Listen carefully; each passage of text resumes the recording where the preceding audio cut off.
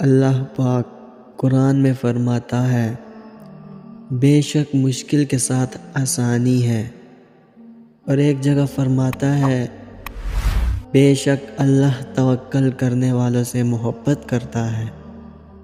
تمہارے معاملات کتنے بھی مشکل کیوں نہ ہو، اللہ کے لیے سنبھالنا مشکل کام نہیں ہے۔ اللہ بہتر جانتا ہے کہ کس کو کیا دینا ہے، یہ تو اللہ کے ہی اختیار میں ہے۔ وہ کبھی کوئی چیز دے کر آزماتا ہے اور کبھی کوئی چیز لے کر آزماتا ہے، اور اس آزمائش میں کامیاب کون لوگ ہوتے ہیں؟ جو لوگ اللہ پر توکل کرتے ہیں، وہی لوگ اس آزمائش میں کامیاب ہوتے ہیں۔ یہ دنیا تم سے نہ کچھ لے سکتی ہے اور نہ ہی تمہیں کچھ دے سکتی ہے۔ دینے اور لینے والی ذات صرف اللہ کی ہے۔ اللہ سے ڈرتے رہو۔ جو اللہ کا ڈر دل میں رکھتے ہیں، پھر دنیا ان کا کچھ نہیں بگاڑ سکتی۔ تم طویل عرصے سے اپنی دعا کی قبولیت کے انتظار میں ہو اور تمہاری وہ دعا قبول نہیں ہو رہی، تو سنو، مایوس کبھی مت ہونا۔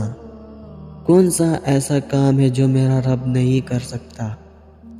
کیا تم دیکھتے نہیں وہ رب کیسے مٹی کے ڈھیر سے درخت اگاتا ہے اور پھر اس درخت میں مختلف قسم کے پھل اگاتا ہے، اور ہر پھل کا ذائقہ ایک دوسرے سے مختلف ہوتا ہے۔ وہ رب تو ہر چیز پر قدرت رکھتا ہے۔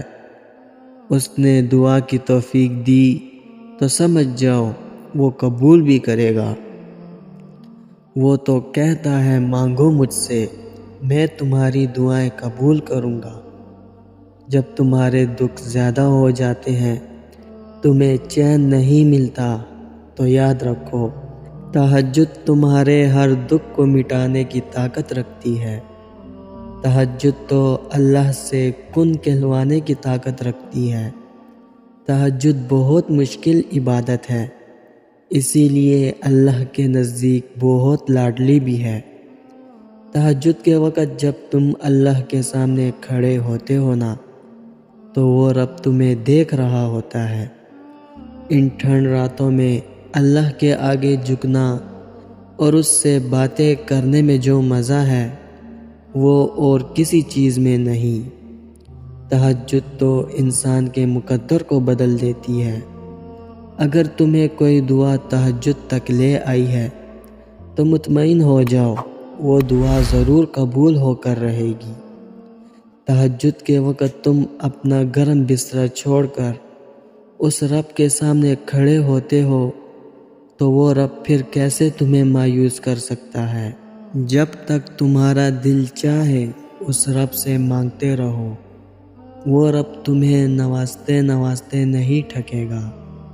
تم پر جب کوئی آزمائش آ جائے تو ہمت مت ہارو، بلکہ صبر اور نماز سے مدد حاصل کرو۔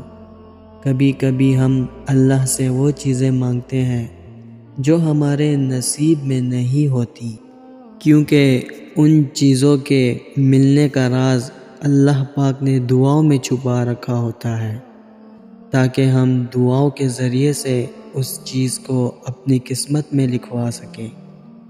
کبھی کبھی من پسند چیز کا نہ ملنا بھی ہمارے لیے فائدہ مند ہوتا ہے، کیونکہ اللہ پاک نے اسی حاصل میں کوئی نہ کوئی مصلحت رکھی ہوتی ہے، پر ہم انسان اس مصلحت کو سمجھ نہیں پاتے۔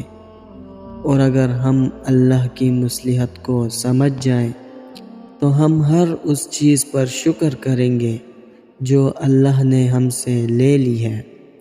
یاد رکھیں، آپ پر آئی ہوئی کوئی بھی مصیبت آپ کو کسی بڑی مصیبت سے بچاتی ہے۔ اس لیے ہر چھوٹی مصیبت پر ہمیں اللہ کا شکر ادا کرنا چاہیے، اور ہر وقت اللہ سے اچھے کی امید لگا کر رکھنی چاہیے۔ اللہ پاک سے دعا ہے، اللہ پاک آپ کی تمام حاجات کو اپنے فضل و کرم سے پورا فرمائے۔ آمین۔ امید کرتا ہوں دوستو آپ کو اس ویڈیو سے ضرور فائدہ ملا ہوگا۔ ویڈیو اگر پسند آئی ہے تو چینل کو ضرور سبسکرائب کر دینا۔ ملتے ہیں نیکسٹ ویڈیو میں، تب تک کے لیے اللہ حافظ۔